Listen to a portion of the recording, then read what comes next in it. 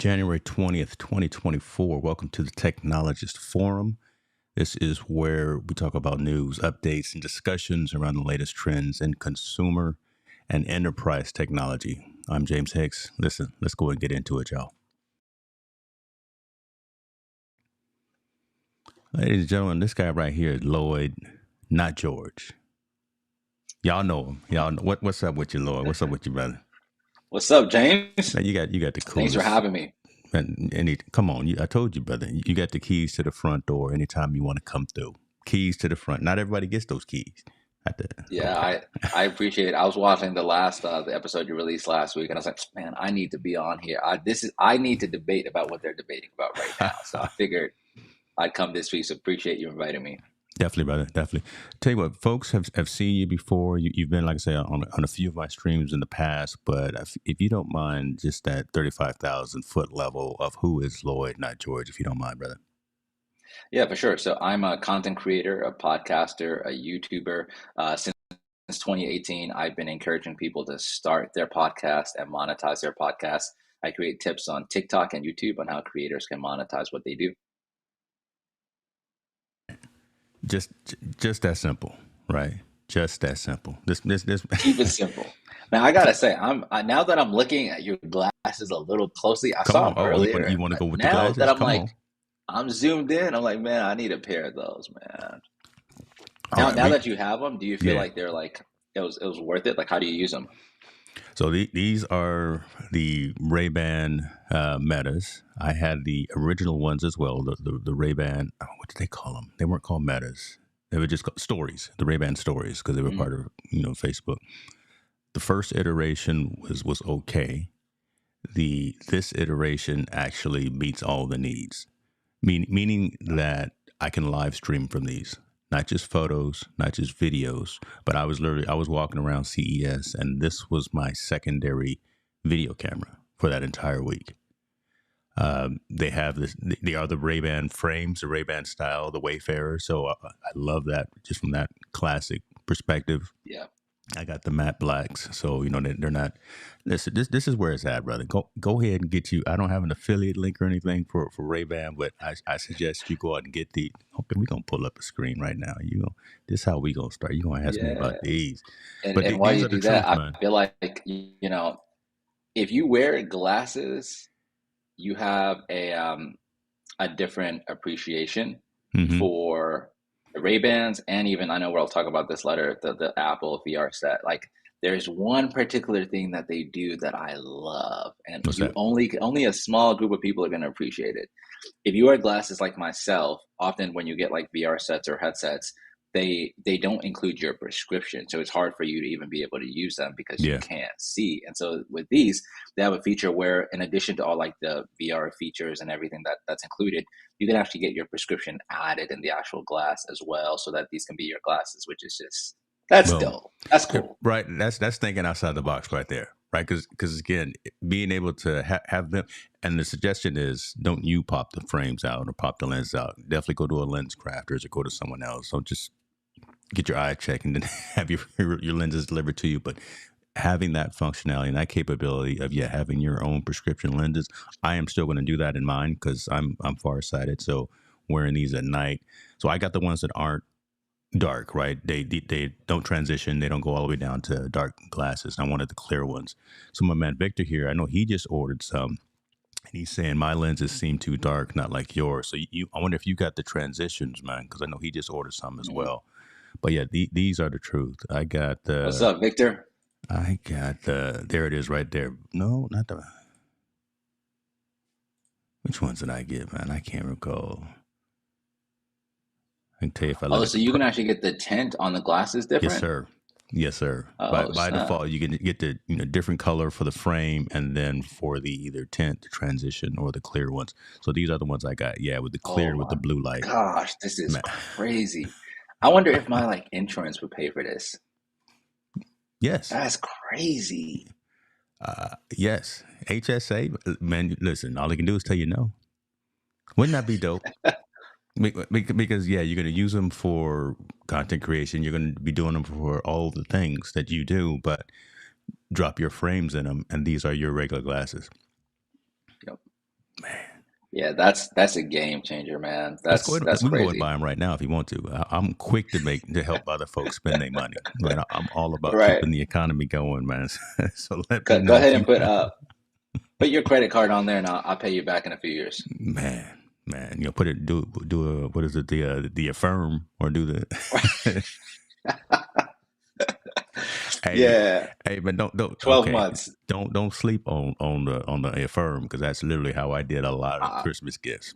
Paid over I know, me four too. periods. That's literally how I did it. I got a gang of stuff that came to the house, and in 4 payments, Yeah. I paid it off. So, hey, I'm taking advantage of that capability as well.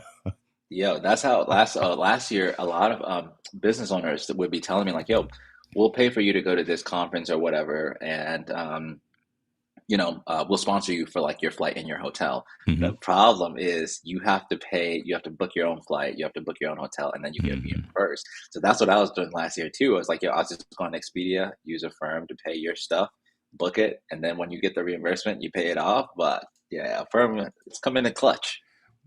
Take advantage. Don't let the technology take advantage of you. Use it wisely, folks. I mean, don't go off the deep end. But that's that's a pretty cool feature. So back to these glasses. So get these glasses, my man Walt, Victor. If you got any questions, man, let me know. Maybe hit me offline about yours if you have some issues with them, because I know he's getting ready to go on an overseas trip and he wants to use these. But again, literally this, and I still have it on my desk. Right, this and my Osmo.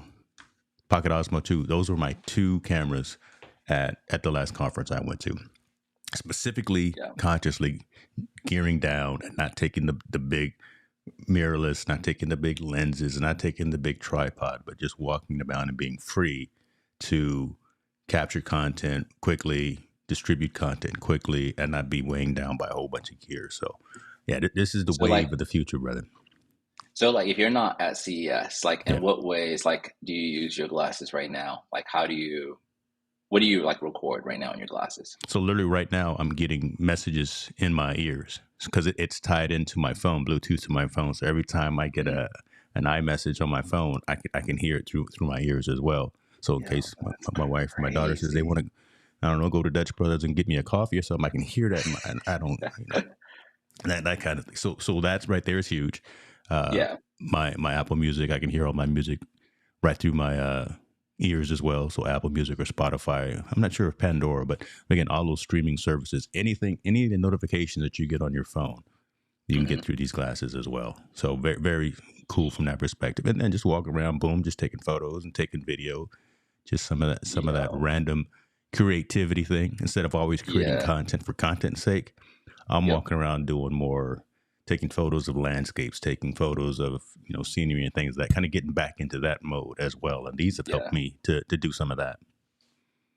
That's I know crazy. that was a I'm long-winded rocking story. with You it. wasn't looking. I know that was a long-winded answer, man. God, Nah, I'm that's sorry. great. That's great. You just convinced me. This best buy. We gonna buy these today. No, go. This either go to like. Do you have lens crafters down there in your area, or whoever the Yeah, hey, yeah, yeah. you can get them right there, and they typically have them in store. Okay, Sunglass Hut and Ray-Ban. Those are the only three okay. spots that I would recommend. They're probably legit anywhere else, but those are the three spots that I would recommend going. Oh, that's great. I'm Uh, glad you said that. I thought they were only available online for a bit, but that makes perfect sense. yeah. Let's see. I may replace them. I think I need the larger ones. Plus, I don't like them so dark. I can't see my Stream Deck buttons. You see, those are the important things. Where Victor said, I can't see my Stream Deck. Now, keep your priorities right, brother. I love it. I need to introduce you to this guy too, Victor, because he is another member of the live streaming community. He's more on the Mhm. video side. I know you're primarily, I was going to say you're primarily on the audio side, but now with the work that you're doing with Opus, you're a lot on the video side as well, and just on the general content creation perspective. But Victor is a guy who will take cameras, mount them in his car, and live stream from his car. He's a bad Yo, dude. that He's a is he's a he's a, that's he I need to know dude. Victor. It sounds like I would definitely find his YouTube or something. Yeah, I'll send his links. He knows a lot about the back end side, right? In terms of networking, in terms of configuration, in terms of how to make these things work, especially NDI cameras, especially just knowing how to connect all of those things to make the product actually happen. So if you're ever in need of someone who can roll up the sleeve, look, Victor, I'm doing all this promotion for you, man. I'm gonna need you to go to social.hicksdomedia.com, pick up you shirt or something, brother. Golly, I'm doing all of this. See how I got my triggers all set up too. This is what we do, brother. This is what we do. Victor, he set you up. He was like, "Man, I need a sale. If I plug in Victor, listen. If I'm plugging you, man, buy me a coffee. Buy your boy something. I don't know. Tell you what, let's just get back into this conversation about VR, AR, and huge thing. Right? I don't know if it's huge, but a lot of folks were submitting and showing their videos of them waking up at 3, 4, and 5 o'clock in the morning and doing the thing to get their Apple Vision Pro goggles properly configured, because they spent $35 up to $3,800 for these devices. Price aside, pricing is irrelevant at particular times, but because, again, you get what you pay for, and there's a use case for everything. I just wonder, to be honest with you, about the use case that some people are going to use these for. Right? I wonder if anyone's really, some of the folks that are acquiring them are actually going to take advantage of the functionality, or they just want to not have a situation of FOMO where their next door neighbor who's into technology has them and they don't have them, so they found a way to come up with $3,800. I don't want to get into that discussion unless you do. Maybe we will get into that discussion. But let me ask you this, man. Is this something that you could see in your workflow and what you do in terms of capturing and curating and consuming content? 1,000%. Yes. I can't tell you how, and I can't tell you where, but about 4 months ago, I actually got to use these and test them. Okay. And it was like a life. I've never been so impressed in my entire life with an experience. It dawned on me, like, when I was wearing them, they're like, oh, this is Apple. Like, they're going to think of like everything. It's going to be like the best experience. They're not going to release something that is like subpar. So it made sense. But even as I was like testing them, same with like, they were testing like the prescription tool or whatever. So it's just like, it was just small things that I felt like, man, I've never been like a VR headset person. In fact, I hate VR headsets. I would buy this wholeheartedly. And I think like the main use cases for me would be like consuming content. Like I watch a lot of Netflix, but I don't watch it on a TV. Like I always watch it on my cell phone, and I'm always at my desk. Okay. So it's like even if I'm just like, laying on the couch, it's like I'll lay on the couch to my wife and she'll watch what she's watching. I'll watch what I'm watching. So it's like, this just makes that so much easier, So it's like 1,000% yes. Well, okay. So did you pre-order? Absolutely not. Okay. Absolutely. I to me, it's like I can't wrap my. If I had it, I would buy it, but I don't have it. Like I'm not at a point where I could spend that money. So that number is a deterrent at this particular point. That number is a deterrent, which is, and that's a good. And I appreciate you for being comfortable of expressing that. But it was real interesting as well, because Apple thought about that, and in some of their advertising, there was an AI bot that was running that was talking about, okay, you want these Vision Pros for $3,500. That sounds like a lot of money. Yeah, but what if you use the Apple credit card and actually $100 a month for an extended period of time? Could you get value from that? That $100 a month, zero interest, makes it more palatable, right? And then as the commercial was going on, the consumer was saying, you know what, that makes sense. I want these. I have a use case for them. I could use them. $100 a month is more palatable, and I won't get in trouble. I won't get locked out of the house if I drop $3,800 on these day one. So here's what I'm doing. Yeah. I worked for Apple for 10 years. So I am. Did you? Listen, I'm part of the cult of Mac. Me and other folks within our community, like Sean Boyd, Doc Rock, he worked for Apple as well. I'm not sure if you know that name, but so we have been around. Yo, that makes perfect sense. So much makes sense now. That makes sense Because now. you're like a tech person, and you're very specific about the tech.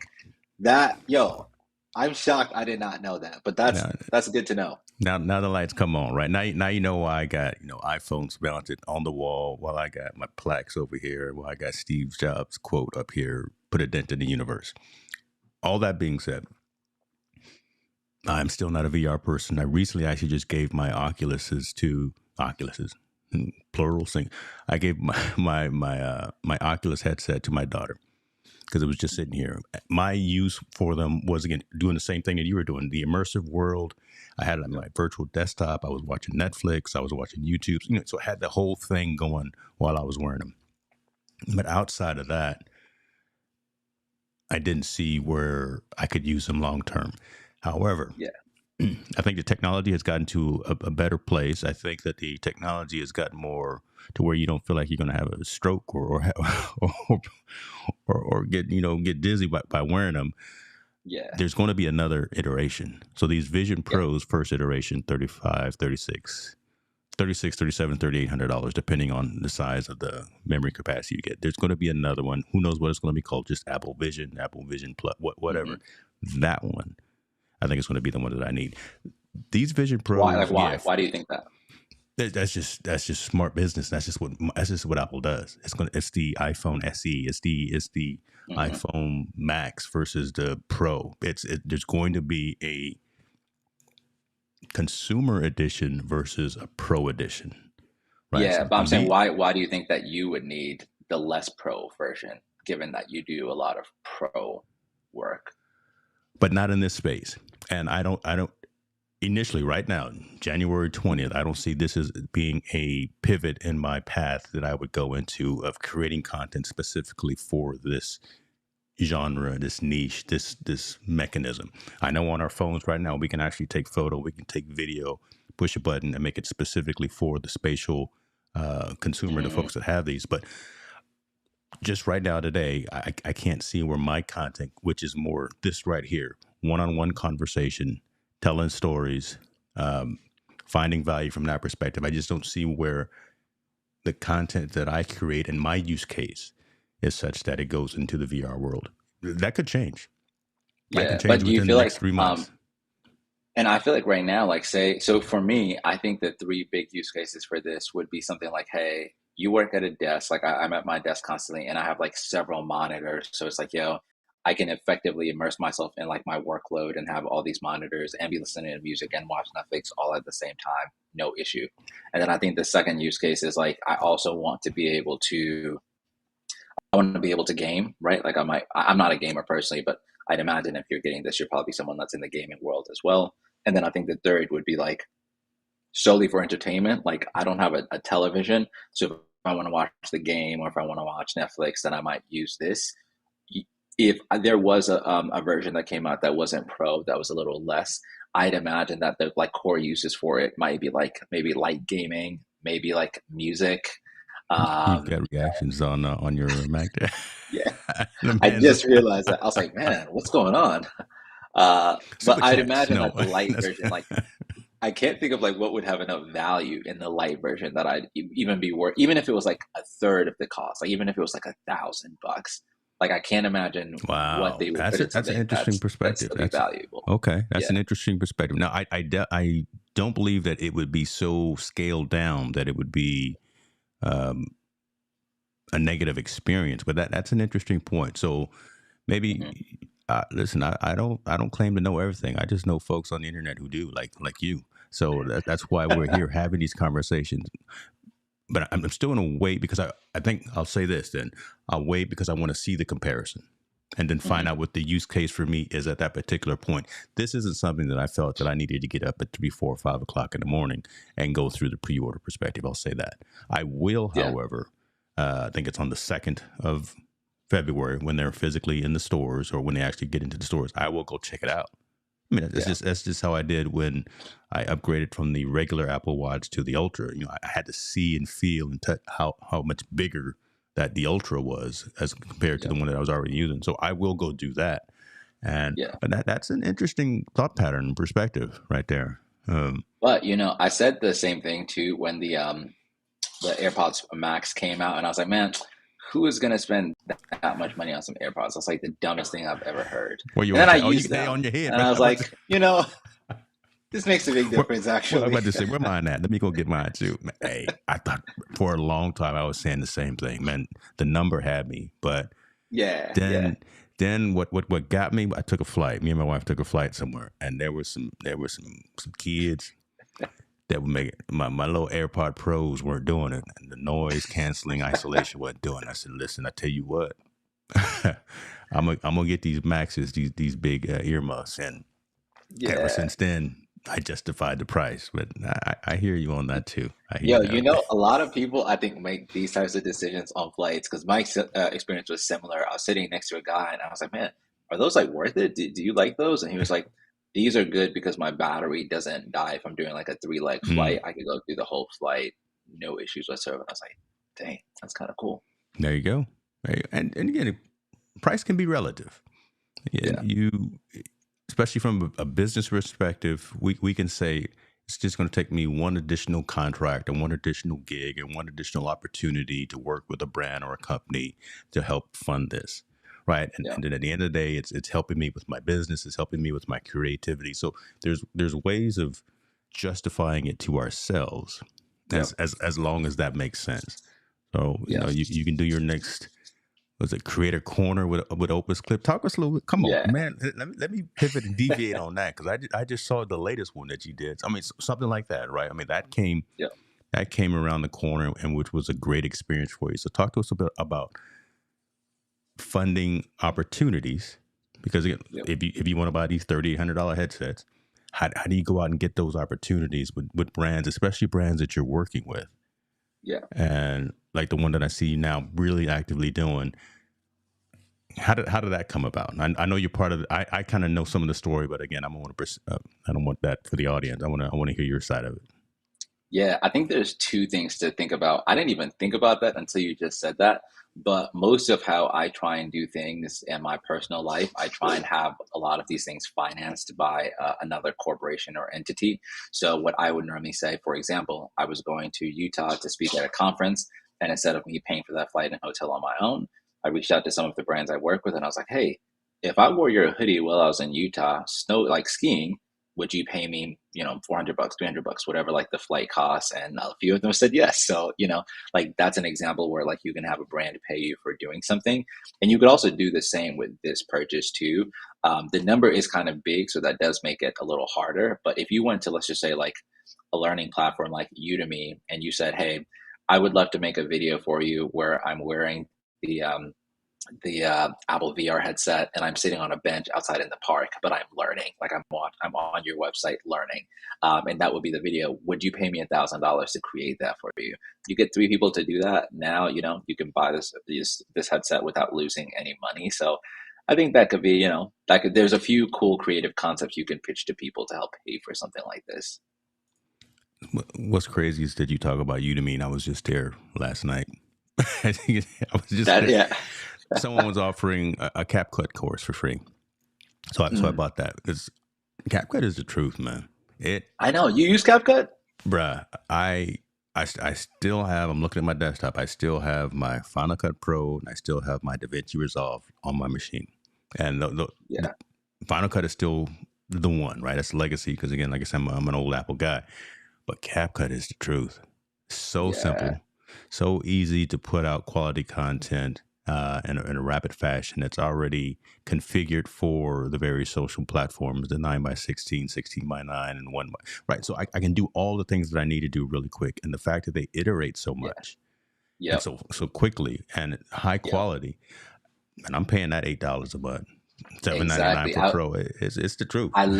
I literally just told someone, I told all my video editor friends, they were making fun of me because I had just paid for the DaVinci Resolve annual subscription, and then I downgraded to using CapCut. And they all think I'm crazy, but the speed at which you could edit videos in CapCut and the rate at which they add new features, it's crazy. All right. I'm not going to get us in trouble, but I'm just throwing things all across the board. I got to run a show. We got a couple more questions to go. Senior, I see you in the building. Appreciate you, sir, for being here. we work really close with another generative AI company. So full disclosure, Lloyd and I are both brand partners with Opus Pro. CapCut just released the same capability, and it's all right. It's not there yet, right? So the actual reframing, auto framing for multiple views, things like that's not there yet, but they were close B minus, right? If I had to rate everyone, Opus is definitely an A plus. CapCut is right around a B minus, just in terms of their first entrant out the gate of providing AI clips seems to be light years ahead of some other folks that have already been out there for a while. Have you looked at the CapCut functionality? I have, and that's my favorite thing about them. It's like, man, every time I log in, it's like, hey, you can now do this, or we added this, and so it's great. I think where I get a little frustrated is a lot of the tools like CapCut that try and do multiple things. They don't do that one thing well enough that it's like, man, this would change everything. And so it's like by the time CapCut adds like the ability to turn your clips into like your videos into clips, I'm like, man, it would be great if they had YouTube size clips or shorter, you know. So it's like they have so many features that Opus is adding at such a fast rate that it's just like hard for them to keep up. And I've stopped hoping for one tool that does everything. It's like CapCut's great at what it does as an editor, and I respect it for that. And I love it for that, and they're the best at that. And it's nice to know that if I wanted to, I could add captions in CapCut or chop up my video, but I probably won't be switching anytime soon. Good point, right? And again, we're and I'll say I can speak for you as well, and correct me if I'm wrong, but again, I put the disclaimer out there that Lloyd and I are both brand partners for Opus, but we are very unbiased, right? So we specifically go out there and look at other tools just to make sure that Young and Rebecca and Grace and all of the folks at Opus are on their game, right? And they stay above the curve, they stay above the noise, and they really are, just in terms of capability and functionality and listening to the community. That's why I said Opus right now still is that A. CapCut, what they're doing or what they're trying to do is still kind of at that B if I was to give somebody a grade. And the momentum and the steam and the folks that are behind something like an Opus Pro really helps to keep them in the forefront. So shouts out to them. Don't stop, y'all. Don't and stop. I just want to say too, like, I think people underestimate how hard it is as like creators to create a brand partnerships with a tool that you really think is the best. That would be like saying I play in the NBA and I want to play for the Lakers. It's like you're playing for like the top team. And so I feel like whenever that does happen, I always feel very, very lucky that like, man, I'm glad I get the opportunity to work with you, but also that like, you really understand like the features that are necessary to be the best. You understand how to digest feedback from like your audience to make it better. And you do it at like such a fast rate that there isn't a better alternative. And that's, I respect that about Opus. There we go. We telling the truth, y'all. You know, listen, we not just coming, you know, because we work with the company, but we coming true. I should have wore my hoodie. No, I'm wearing my hoodie. I was gonna say I should have wore their hoodie, but you see, I know that hoodie's fine. Where? How'd you make that? Okay. Oh, see, you want to talk about that too, man? Give me the behind the scenes. Well, I'm gonna give you the behind the scenes. I don't want to say all of the numbers, the dollars and cents, but I will show you. Fourthwall. Fourthwall is who I use. Actually, I have a really good relationship with all three of the founders, which I've had all three of the founders on my show before. So I recently, actually just a couple of days ago, I had CEO and COO. So I had Eli and Will on the show talking about, and a few weeks before that, I had Walker on, who was also one of the co-founders. Long story short, though, they really pay attention to what creators want when it comes to merchandising, when it comes to creating an online brand presence for themselves. And it's not just hats. It's not just T-shirts. It's not just, you know, the typical stuff. It's that. But it's incredibly high quality. It's name brands as well. This one is actually, where's it at? This is Champion, right? So I'm not just using regular old, no, I don't want to throw nobody at That's important, though. Yeah, I don't want to throw no brand under the bus, but again, high quality stuff. But again, like I said, it's not just hats, it's not just T-shirts. I launched my coffee through Fourthwall. I have, I got shoes. Oh man, that's Marquez dope. isn't the only one. You know, MKBHD, he's not the only one that got shoes. Right.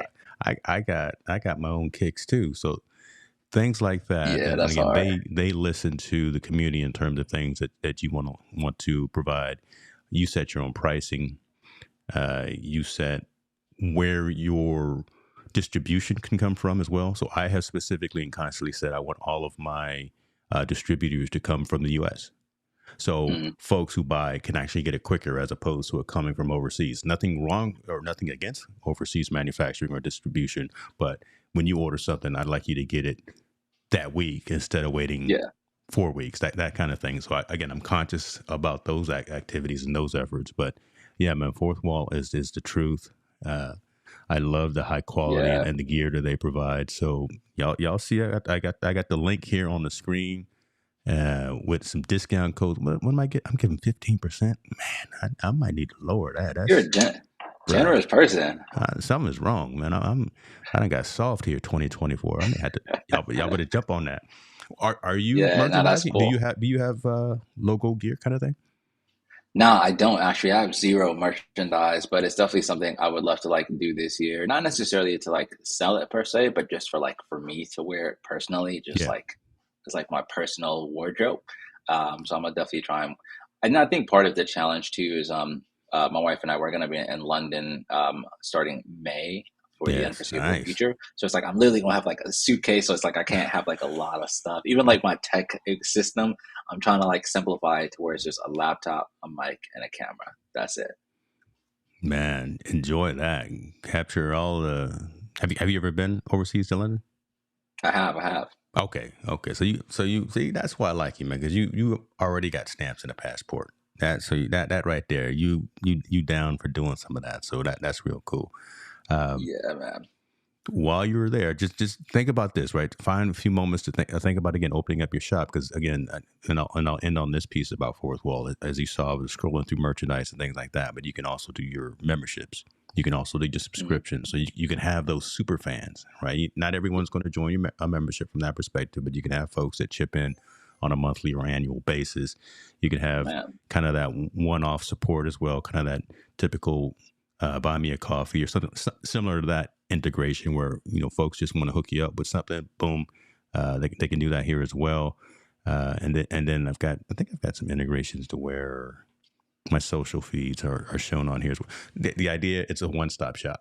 So anything about you can have it from that one particular location. You can sell courses, subscriptions, digital items, ebook downloads, and things like that. So it really is a pretty robust platform that, again, is not just t-shirts, hats, and the wares like that. So, man, come on, get that going, man. Get that going. Dope, man. Let me run 2 questions while you. I know you got a run a show. I'm gonna let you get back to that. Man, this is our show, brother. Don't worry about this. Is what we do.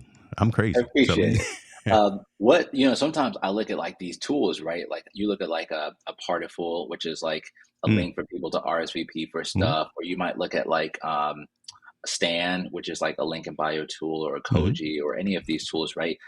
To me, they seem kind of simple, right? It's just like it's something that already existed. It's not like super revolutionary. Even like Fourthwall, right? Like there was other tools doing that. They just came and they did it better. Based on your experience in the creator economy and as a creator, what are some opportunities that you feel like, man, I wish there was a tool that did this better, or like, man, the process for us to go live or stream or whatever it may be is like, it's not easy. What, in your opinion, where is the opportunity for startup founders in the creator space? That's a fantastic question. That's man, you know what you're talking about. Hey, what's going on, Florence? Appreciate you for being here. I had that exact same question a few months ago. I literally did, right? For people who are not just doing what it is that we do, doing the thing, serving up content, serving a community, bringing value, and wanting to monetize, not just as a side hustle, so to speak. Nothing wrong with side hustles, but more, again, from a business conscious perspective. There is a platform, and I got it right here, who has kind of met that niche, met that concern. Beacons.ai started adding in a lot of that functionality. You mentioned about the link in bio piece. We talked about online stores. You talked about marketing, email, and lead generation and things like that. But the fact that when they added the media kit, the fact that they added the capability of saying, this is what I do, this is how much I charge for X, Y, and Z service. When it comes to the finance piece of actually being able to get your tax documents ready and prepared, a lot of that functionality was rolled into this 2.0 version of beacons.ai. So it actually started answering all of those questions that were creator centric about the business side of being a creative. So not just, is Ecamm the best tool for creating content online and multi-streaming? In my mind, yes. I'm not being biased. I've tried nearly all of them, and I typically give 3 recommendations when I talk to folks. And at the end of the day, if you're on a Mac, you want a multi-stream, you want a live stream, and you want to be very flexible in what you do, Ecamm Live is the way to go. If you want a tool or platform that allows you to sell and create merchandise and reach your community, I've tried a lot of them. I've tried the Teesprings and I've tried the Printafuls. I've tried all. Fourthwall, in my mind, at this point, is the best. Beacons.ai rolls all of that administrator side of being a business-minded creator into one platform. So now what's missing, what I think we still don't have, I think, is on the audio side. I think what's missing is something kind of in your wheelhouse, right? There is the Riverside, there is the Squadcast, which was acquired by the script, but really being able to capture isolated audio on both ends. Yep. The video is cool. This video could glitch out completely, and I think people will still pay attention as long as they can hear us properly. But so being able to capture remote audio and send that to a host or to a producer, things like that. So there's still some disparity, I think, in terms of that piece. Because now more and more folks are getting into audio podcasts. They're not new. Yep. Podcasts have been around forever, but now they're the hot new thing. They're the new black, right? Yeah. Can I say that? Yeah, I can say that. I can say what I want to say. I agree, and I think that it's like I find, and tell me if you agree with this, but I think the podcast space just needs so much stuff. And there's so many opportunities. But sometimes I feel like the total addressable market, the number of actual podcasters that have money that would be willing to pay for something, to me sometimes just feels very small. But you look at like a beacon.ai where it's like, man, even if you're a creator that doesn't need a link in bio, you still might use Beacon because you could still invoice people. You could still highlight your music. You could still use it as just your portfolio. It can help so many people. And so I've just been trying to survey my own frustration and where I think things are missing, just to see man, what is the next thing that needs to be created, Again, literally, I had that question a few months ago until they released this version 2.0. And again, from the business side, look, here it is right here. Save money, ditch your other tools, right? You have all of the integrations from calendaring, meetings, merchandise, LinkedIn, so all the stuff that you need to do, man, is in one place. Man, I've been using Beacons for a minute. Okay, full disclosure as well. I'm a partner with them, but again, you're a partner with everybody, man. Come in and tell somebody something, man.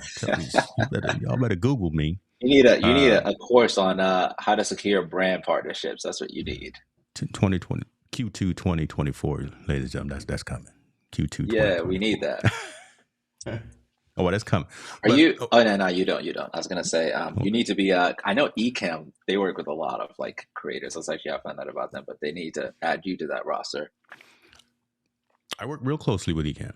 I do, and I actually have told Katie Fox, who is the director of marketing, and I told her this last year when we were at an event. I say, and I think you've heard me make this statement: people pay attention to what they pay for. And I actually preempted a conversation with her while we were sitting there eating. I think we were in Texas somewhere, just tearing up some barbecue. Oh my gosh!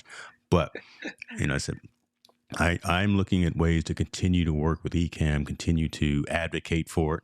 Again, I like the word advocate. I don't like the word influence. But I'm not reaching out to you saying that I want my yearly subscription paid for. Right, because again, I pay attention to what I pay for, and if I believe in your platform, I'm gonna continue to send you the X number of dollars every year for Ecamm Pro, because you, Ken, Glenn, the founders and the developers behind the platform are continuing to evolve, continuing to iterate. So I will gladly pay you for that. And that's also the same type of conversation I have with a lot of app developers, right? Or platform developers that come out with the free version, and it's pretty cool, but it's got a whole bunch of ads on it, right? It's missing functionality, or again, they give it to you free. And I asked them, well, what's your monetization strategy? Because if you don't have a strategy for monetizing your platform, your wares, and your offering, you're not going to be in business for a long time. Now, you can't give everything away free. Yeah. No, 1,000%. That was a long answer. Again, you had a simple question. I just be, man, listen, I'm drinking this Focus coffee right now, brother. So right. Okay. Let me. That leads to my second question. Bring me back. Which is that, like, if like right now you're recording this on Ecamm, so on your side of this, it is, you're on desktop. You're not on like a browser. You're on desktop, and I'm somewhere on your desk. But on my end, as a guest on your Ecamm, I'm in the browser, and it's just like we're on Zoom, but I'm in the browser. Because I have Ecamm on my desktop, is there any way that I could also be on my desktop app using Ecamm as a guest on your stream, or can I only be on browser? Man, I'm getting excited just by having you ask that question. And I don't know if it's a real question or are you just trying to get the conversation going. But no, this is like, I've been looking for the person to ask this question, but I couldn't figure it out. The answer is yes. The answer is yes, with an emphatic yes, because again, you have that flexibility when you come in through the virtual camera in Ecamm to another hosted session like this. If you came in through Ecamm, instead of selecting your camera just now and you selected the virtual cam, you could have all of your overlays. You could have all of your lower thirds. You can have all of your assets pop up on the screen as well. And you can actually, at the top, if you've got Ecamm Pro, you can tell it not to stream.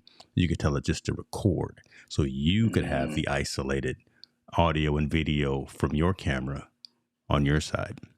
Yeah. That's exactly what I did 2 days ago. I was on Stephanie Garcia's stream, and we were talking about prepping and how CES went for her.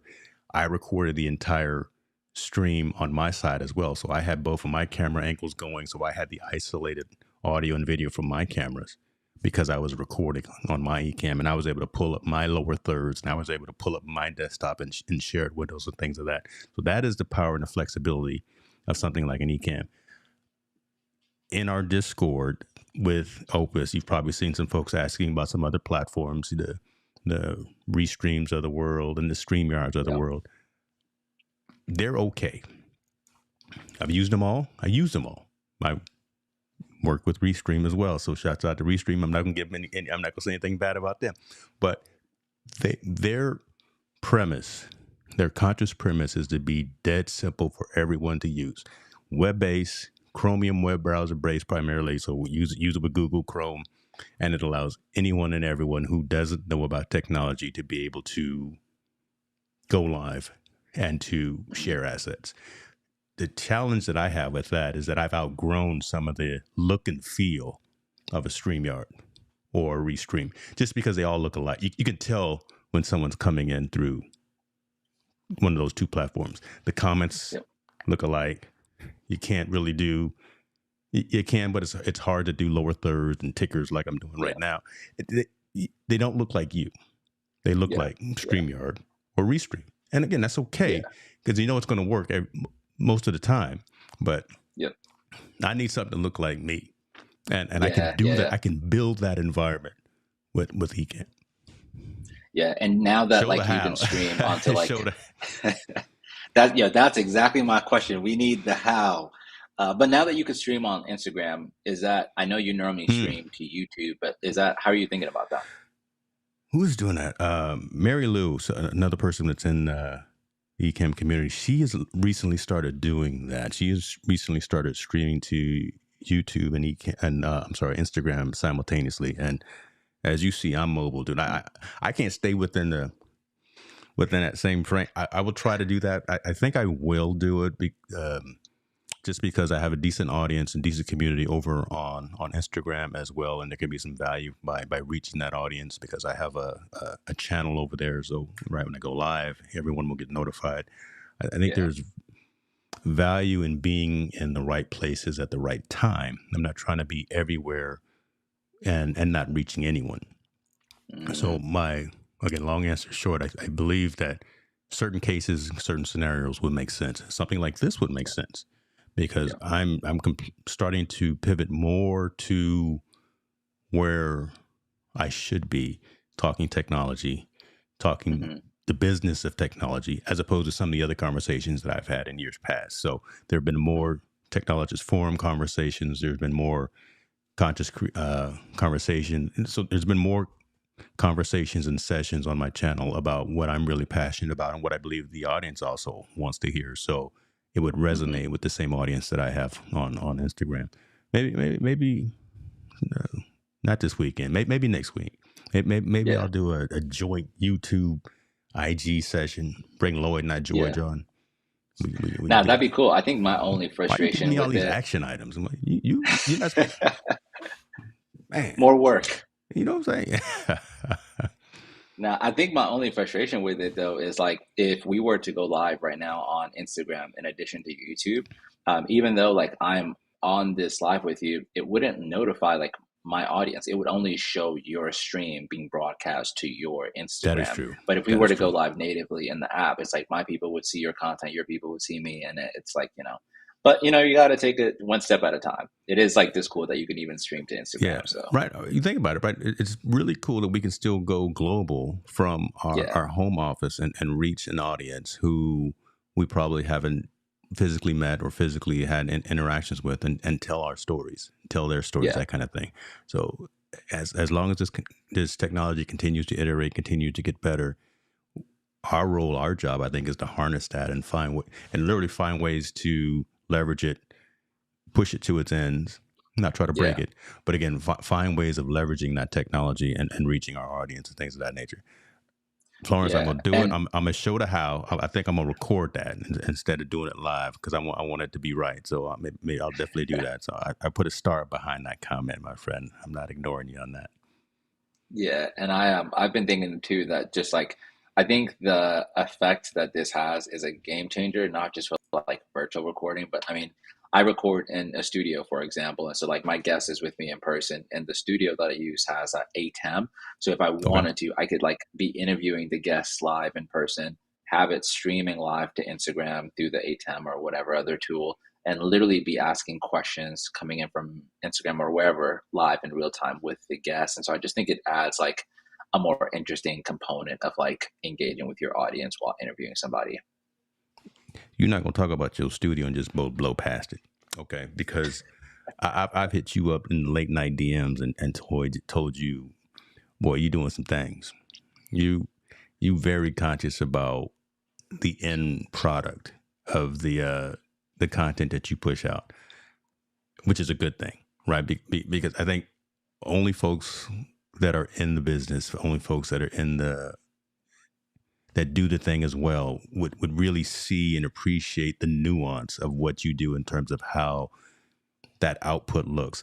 Talk to us a little bit about what you do into your process, your workflow for having someone in your studio and then walking through the intra being during the interview session and maybe some of that post. Let's just do that because I want to try to bring up one of those sessions that you had, and then we'll go into the next segment after that.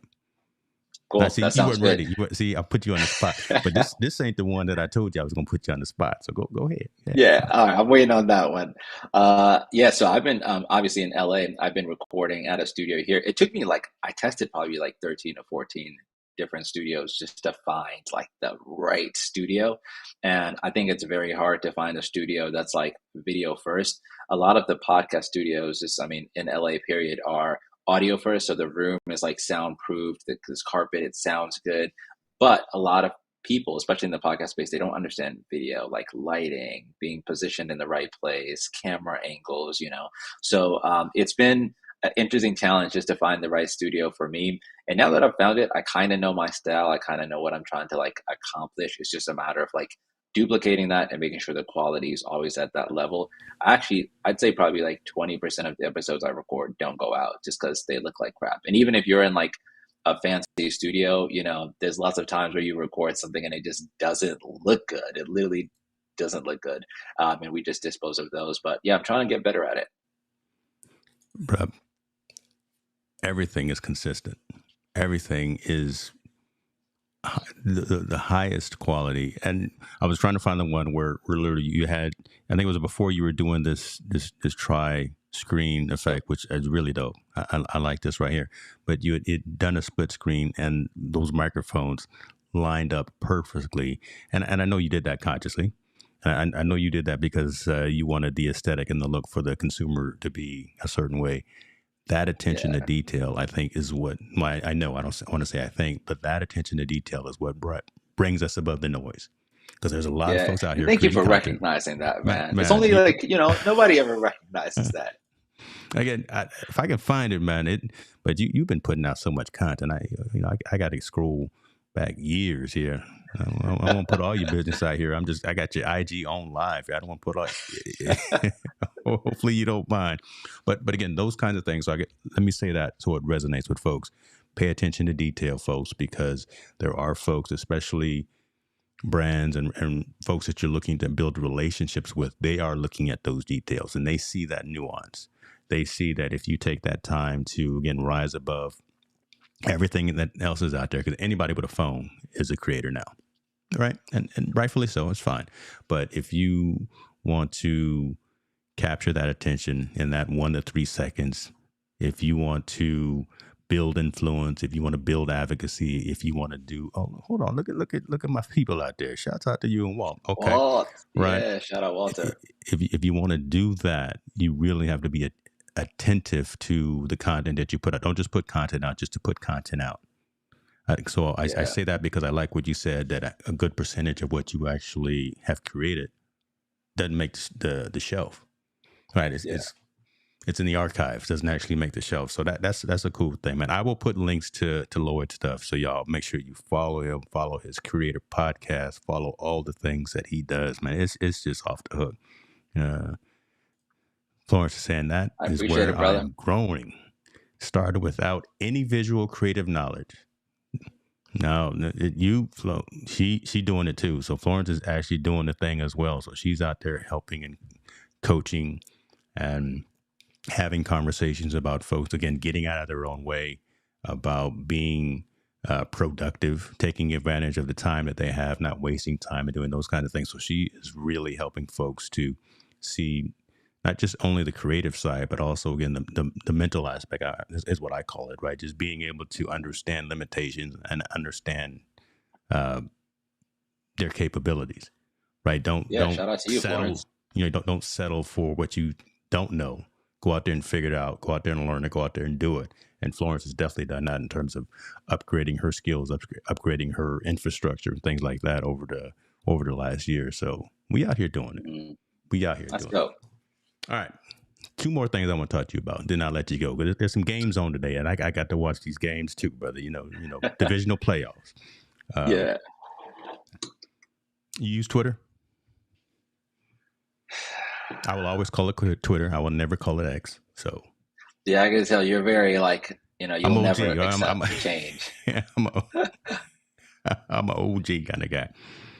Yeah, I never got into Twitter. I wish I did, because I think that would have been actually pretty helpful. Yeah. But now that I'm looking at where it's at, I'm like, oh man, it's only downhill from here, I feel like.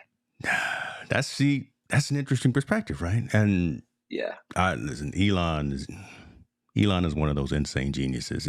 I got pictures on the wall. Yeah, I got his vehicles. I own his vehicle. I own his stock, all that. But that makes sense. Now that I know you're an Apple person, that makes perfect sense. I bought it for I bought the cars for the technology. I didn't. One, I'm tired. I was tired of paying for gas, and I'm sorry, y'all folks out there paying for gasoline. I literally have forgotten how to pump gas. And that's a good thing. But again, I thought you were going to say because of the design, just because it's like a clean, it's a simple, it's a very, similar to Apple in design, I think. Yeah, that was tertiary. My whole thing was, man, listen, you live in California too, $5, $6, $7 a gallon, man. I couldn't do that, brother. Couldn't do that. So I said, no, man. And then the over-the-air updates that the car does. So again, the technology piece, the design is dope, but wait till you see the electric car your boy get next. Yeah, I need to know which one you thinking. No, I ain't gonna do that. You're gonna be in the cyber truck. I'm just no, I'm not gonna do that. But I'm not gonna put that out there in these streets. I'm just gonna show up. I'm gonna be about it, not talk about it. Okay, let's get back to Twitter. See, don't do that, man. I got a nice audience out there on Twitter because of, and I'm very appreciative of some conversations that I used to have on the channel. Right, I used to talk a lot about financial markets. I used to talk a lot about OTC markets, and I had some pretty decent access to some C-level suite companies and things that nature. So we would share those stories. So again, my same premise of sharing stories, and we are multi-streaming on Twitter. Come on, folks! Now that technology is available, you can actually comment on Twitter, and it will show up in the stream too. I see you watching. So this is streaming on Twitter, yeah, brother. We come on, we multi-stream. We're on. Are we on LinkedIn too? We're obviously we're at home. Yeah. See, you sit up straight when I tell you we on LinkedIn. You know, I gotta. I don't know who's watching. That's where the brand deals happen. So yeah, we definitely YouTube. We definitely, for the time being, still on Facebook. I say that really begrudgingly a little bit. I'm not a fan of Facebook, but yeah, we're on Twitter, and we are also. I think I set this up to go on LinkedIn. The reason I say that your top platforms, though, you would say it's YouTube, then Twitter, then what? Yeah. For long form, for long form, right? I'm not a fan of Facebook. I'm not, man. Wait. You put Twitter as your number 2 for long form? Yeah, because I've been live streaming on Twitter for the longest time, brother. Longest time. That's that's crazy. Yeah. And my numbers and the analytics show that folks are watching and gathering value from the content. When I think of Twitter, I think of short. You think of the water cooler conversation. You think of boom, just went out there and hitting it. No, brother. I'm out here trying to make some noise on Twitter, and the fact that you can now live stream on that platform, and the fact that they've opened the APIs and you can actually have people comment from Twitter. That's the truth. That's and are you on Threads too? Oh, Threads. Me and Threads have an interesting relationship because I don't know where it fits.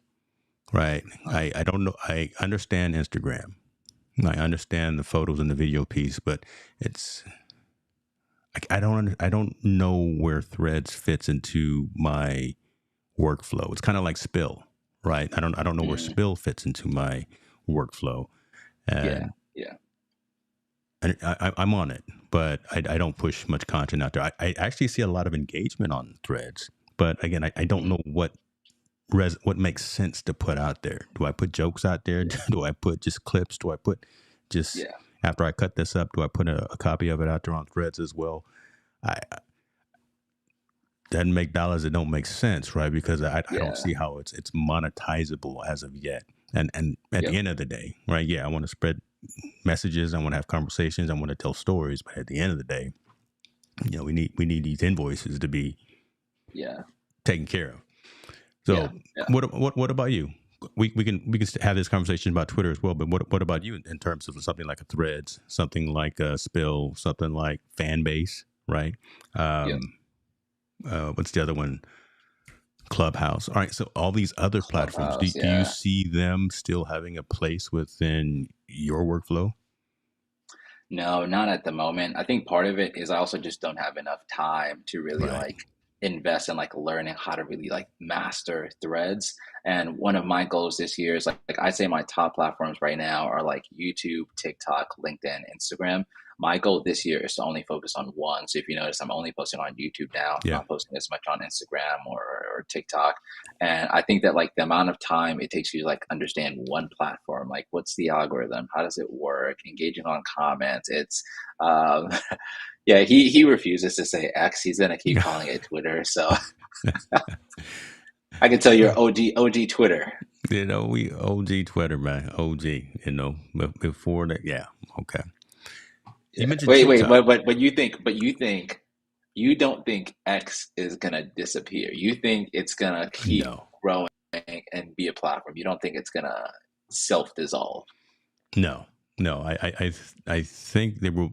If anything, I think it will be a uprising from the community, and someone else will. I think Elon will come to his senses and he'll stop destroying the platform by taking it into weird, uncharted waters, right? I really look at it as the community water cooler. I look at it as the place where folks can quickly disseminate and share information. If you follow particular chats, if you follow particular hashtags, if you follow particular discussions, you can quickly get that information. A lot of times that's still where I get a lot of my information and my news. I vet it across multiple platforms as well, just to make sure that it's not just one-sided. But I think the quickest way to share information is in a few hundred characters across that platform that a lot of folks have had legacy involvement with over a decade, right? I can't recall when I first came on Twitter. It may have been 2008. I'm old. I don't know. I was, I was part of the old folks that were on it. Functionality is starting to roll out more again. So like you say, I'm live streaming on it. I got this screen up right here. The fact that you can actually do audio and video calls with it. So similar to like a WhatsApp. It's apples and oranges because WhatsApp more encrypted and more secure from that perspective. And to see X doing this, geez. Yeah. Well, no. Let me ask you. Let me ask you this. Myself let me ask you this. When I said X. You're being evolved. Changing. Pray for me, man. Let me ask you this real quick. Part of how I choose my platforms is heavily based on discoverability. So if I know that I could be on TikTok and if I post something, they're going to show it to a few hundred people and then another few hundred people and then another few hundred people, and I can build my audience, I'm going to prioritize that, which is why I've been heavily on LinkedIn, obviously. But do you think if someone was starting on Twitter or X today as a new follower, that they still have the ability to build an audience there? Because a lot of the people that I hear that love X, they've been on it for years. Right, so what's your perspective on new people? Wow, that's actually rationalization right there. So like I said, built majority of my audience on Twitter from having those conversations about a specific topic, and also back in the day when Twitter chats were popular. Right, conversations around a hashtag, conversations around a particular topic. Now that we have capability in the platform to kind of mute some of that or silence some of it, right? Because again, you want to continue getting spammed about the same conversations. I think it's difficult to build a actively engaged community if you were starting out at ground zero today on the platform. I think it would take an extensive amount of time to do that when you can do it quicker on something like LinkedIn, something like a TikTok, or something like a YouTube, to be frank. So for us old school cats, for us with all this salt in our beard, we gonna stay around there. We're gonna continue to evolve with them, and just pray that Elon doesn't throw it too far off the deep end. But it all depends, though. At the end of the day, it makes it. I'm gonna say that at the end of the day, it depends on where your audience is. Well, so folks should understand, and creatives should realize that they're not creating content for themselves. I'm not doing Technologist Forum every Saturday at 10:30 a.m. Pacific time for myself. I'm doing this to bring folks like Lloyd on, to bring folks on who know about technology, and we can have a detailed conversation about technology that probably isn't happening every place. You're not going to get this. You don't get this level of conversation about each particular topic in just a blog post or in just a news report on CNN or wherever the case may be. Right? No one's going to go 5, 10, 15 minutes into this particular topic, and I think that again is rising above the noise. So that's the reason why I do this, and I get messages from folks saying this is the type of content that we want. We want that detailed analysis. We want to look at you as a subject matter expert, as a trusted advisor who is unbiased. Look, we talked about Opus, and we said, hey, they got some things to do. That they're doing some things. They got some competition, right? So we actually have that conversation. We're not actually just waving the flag for everyone and saying, do that, go there, use them. No, take a look at some of these others as well, and whatever resonates with you. Again, I say all that to say is that I'm going to rock with Twitter for a while. because again, I have that decent sized audience that is listening and is engaged and is still contributing to the conversation. But today, starting off, the world is a little bit different. Today is a Snapchat, is a TikTok, is a 30, 60, 90-second swipe left, swipe right type of a community. So, you know, I can't fully understand TikTok. I got to figure out the algorithm, because every time I log on, I'm still just getting all these dancing videos. I got to figure something out. I'm on there. You gotta customize it. Tell me, Sensei. Hey, listen, show me. I'll be the grasshopper. Show me, man, because I got to figure something out. But okay, man, that algorithm is probably the most powerful algorithm I've ever seen, and I've created like multiple TikTok accounts that all have done like really, really well. And I think from a consumer standpoint, if you're on the app and you see something where it's like, oh, I don't want to see this anymore, and you like hold the video, like you long press the video and click not interested, you'll never see that again. If you do that for like 24 hours, by the time you get back on, your algorithm is going to be so focused on the type of content you want to see. And because of that, for someone like me that's creating like tech content, I know that if I publish a video, the 10,000 people that follow me, that they are only interested in this type of content. It's like, it's been crazy, man. And those people over there, they're wild, man.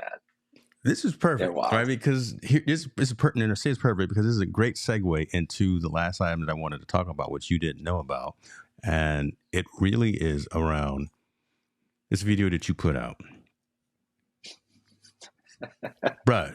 I thought this might have been it. Couldn't listen, man. Couldn't have scripted this any better way, right? So what this is, folks, and I'll give a 35,000 foot level statement, and then Lloyd can come in.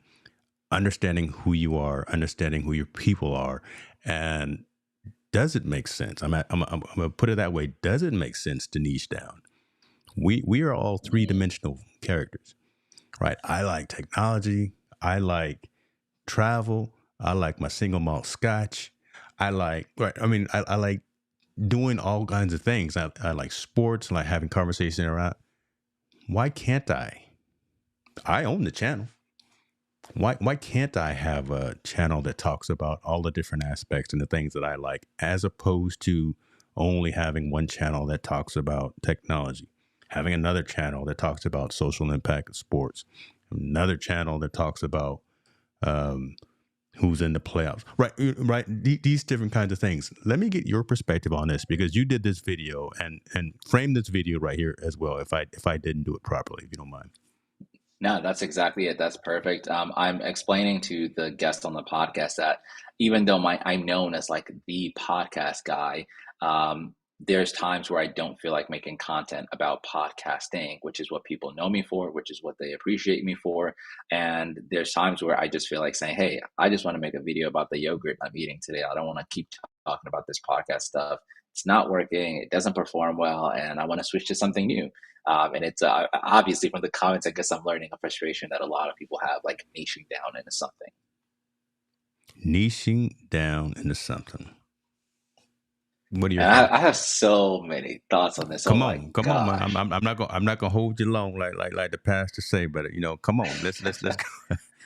Yeah. So like here's the first school of thought. The first is like I'm not even trying to I'm not trying to disrespect content creators or minimize what they do, but I've learned that if you niche down into something, that is the fastest possible way to make money doing it. Like I know that even if you're talking about all the things you love, your car, your scotch, who you are, you could have 100,000 followers. And even if I only had 10,000, but they're niched down, I think a brand is going to see more value in my content than yours, because they get hyper focused in selling to the people they want. So I know that part of it is just a business decision, which is why I got into this bucket of saying hey, let's hyper niche down. That being said, I think I should say that I feel like I have a good idea of how to be successful and what makes a content creator successful. I just don't know how to get there. And a lot of the creators that are very successful that I interact with, they all kind of say the same thing.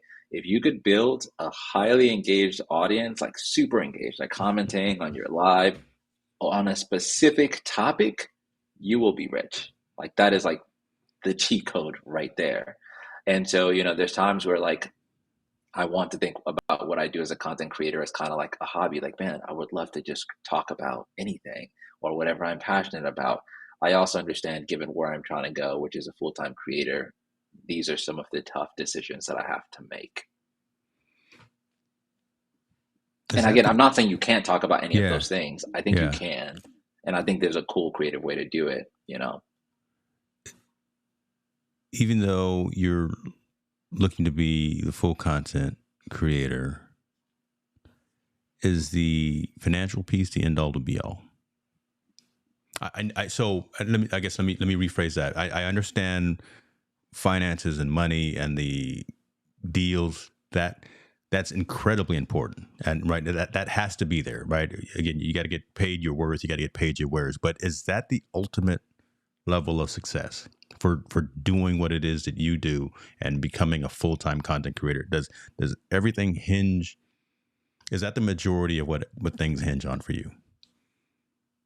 No right or wrong answer. Again, I'm just asking kind of the question to have the dialogue. Yeah. I think for me, it's less about the money and more about what the money can do for you. And so for me, it's like, I'm not saying it needs to be like millions of dollars. I'm saying if I can make a reasonable salary where this is my day job, then to me, that is sort of like, that is like my success. That is like my goal. That is like my end all be all. That right there, I don't think is the conversation that enough folks realistically have with themselves. They look at the Mr. Beast, they look at the Marquez Brownlee, they look at Justine, they look at the folks who have been in the game for decades. No one in the content creation ecosystem, folks, blows up overnight. No, right? The Peter McKinnons, the folks that are out there that you recognize out here doing the thing have been doing the thing for a long period of time, and we're seeing a lot of conversation. So we're seeing a lot of conversation about those folks as well, saying, "Man, it's become a grind." Where are you going with this? And we're quitting. We're leaving YouTube. But at the end of the day, they're not really quitting. They're just refocusing. They're putting this all into perspective, and I think they're now getting to the point where you are already. I should be pointing that way. They're getting to the point where you are already, whereas you understand what matters to you, and that the number doesn't matter, but just make sure that I'm comfortable. Make sure that I got some lights on at the house, that I got food in the fridge. Right. Make sure that I'm comfortable. I don't need to have. I want the plaque. I don't need the plaque.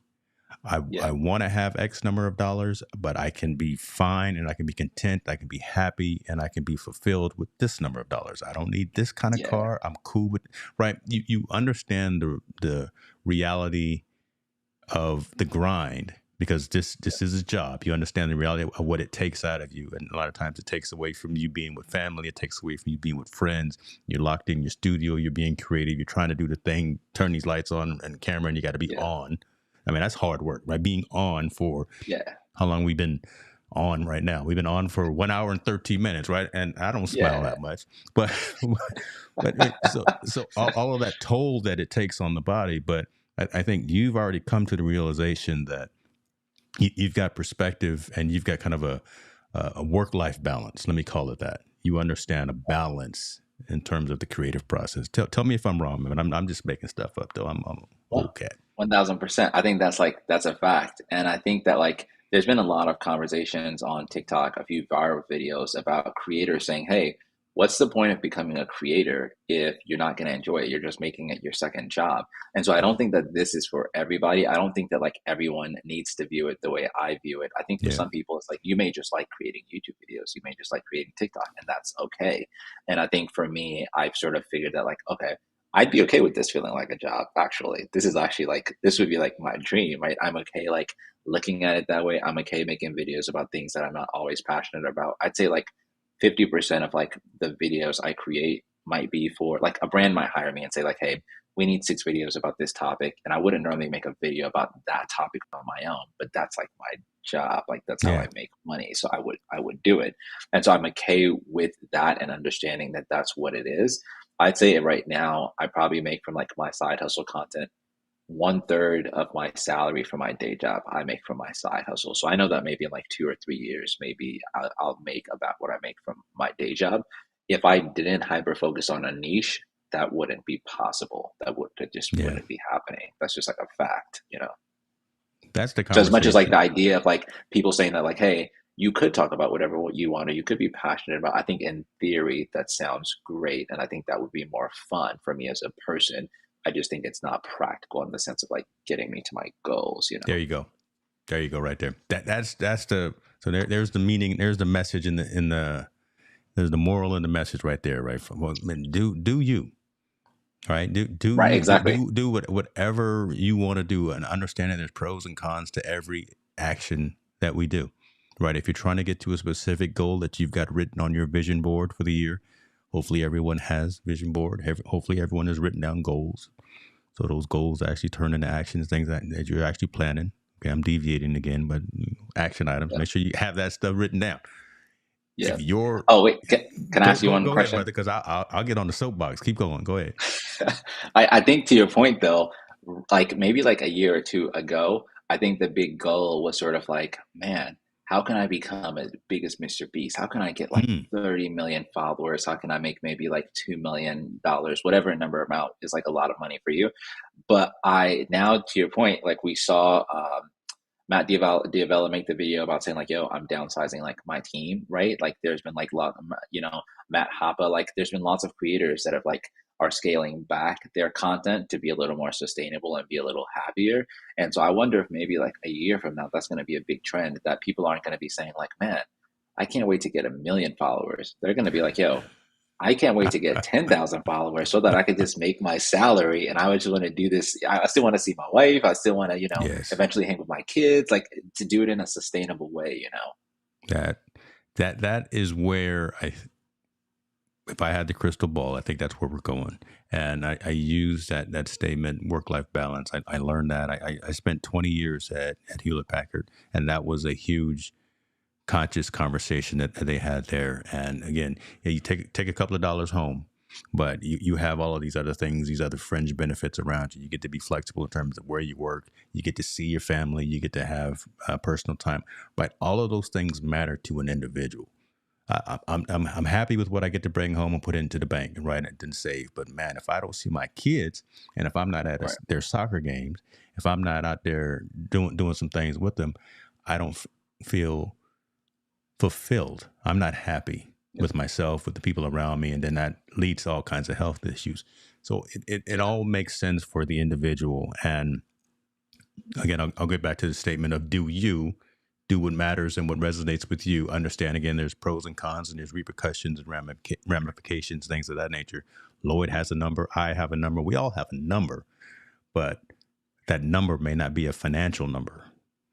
That number may be a percentage of time, a percentage of focus, a percentage of utilization, and things like that. So I hope folks are seeing some of these larger content creators saying that they're pausing or they're quitting or they're refocusing and reshifting as a wake up call and say, start with something that you love first. Don't go in so full bore that you lose yourself in this process, because I think that's the challenge right now. I think folks are starting to. They've been so heads down. I was actually just thinking about a huge creator, Sarah Dietschy. I was just thinking about her the other night, and I noticed she's pregnant. So shouts out to her and her husband for because I haven't seen her in a while, right? And I love her content, but I think again, her life has taken a turn to where again now she's pregnant, building a family. They've moved down to Southern California, so they're in your neck of the woods, and haven't seen any videos from her. And I think it's a good thing, because again, she's focusing on herself, focusing on her family, and doing what matters and what resonates with her. All right, man. I didn't gone off the deep end. We didn't have it's a church. grind. It's a grind, man. And if you don't enjoy the grind, this monster will eat you up. Right? Yeah, I think this might be a good last question to end on. Okay, man. You come. What does like you came with more questions than I had, man. Well, man.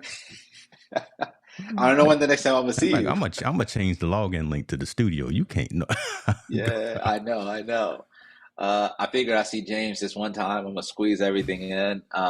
What does the for you, like, what would like a successful 2024 look like for you personally? Oh, that's easy. Like, what would need to happen? Like, I know you're at CES, like you're doing all these things, Right. you're reviewing content. Yeah. What is like the North Star? Oh, I love that because again, it's written on the board. Actually, to take, and I've already identified which one. So we're going to take Team No Sleep on location. So to actually be in person, either hybrid, TEDx style, right? Actually, not just be virtual, but to actually have conversations with the community in person, in live, to actually engage and interact with people who have taken their hard-earned time, their hard-earned dollars, whatever, to support us. So go to a junior college or go to a YMCA, go to a local teen center and have an event, have a pop-up event with folks and have the conversation, have the session there with the community live. That is the next evolution, I think, of where I know where I want to go. And plans are in place to actually start doing that, to bring the Team No Sleeps of the world, the technologist forums of the world, the conscious conversations in person. Again, I call it very TEDx style, on stage, engaging and interacting with people in person. That's it. That would be my most fulfilling aspect for this content creation journey. And I'm putting that into place for 2024. I love that, man. Especially like in real life connection. That's so important, especially for digital creators like us. I feel like that's where all like the hard work we do behind the scenes, building community, comments, and all that stuff. I feel like that's where it really, manifests itself. Now, I would ask you yours, but you already live in your dreams. So let's end with that. I tell you what, let's end with that. And as you say what your manifestation is for 2024, tell folks where they can find you, because again, I want to make sure that folks know who you are, where you are, and how to continue to consume your content, because you out there killing the game, man. So what is your high water mark for 2024?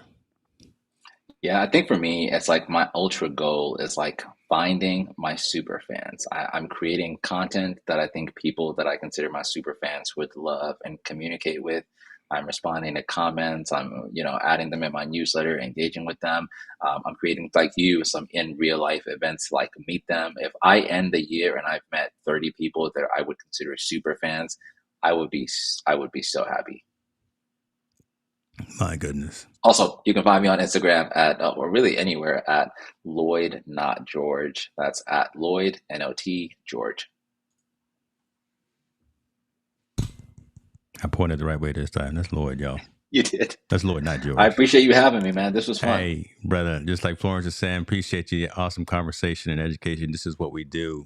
Technologist Forum every Saturday, 10:30 a.m. Pacific time. Y'all better come through. You never know when a man like this can be on a session, y'all. Y'all be good to yourselves. We out.